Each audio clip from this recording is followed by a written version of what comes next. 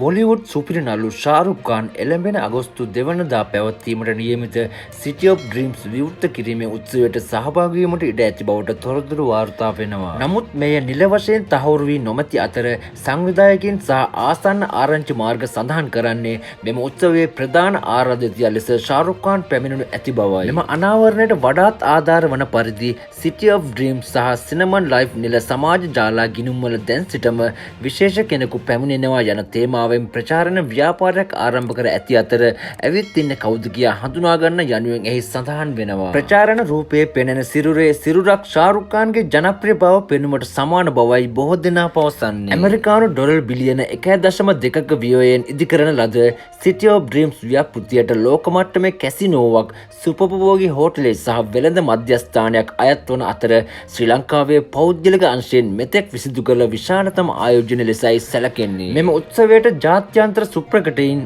ආයෝජකයින් සහ මාධ්‍යවේදීන් සහභාගී වීමට නියමිත බවයි වැඩිදුරටත් වාර්තා වෙන්නේ.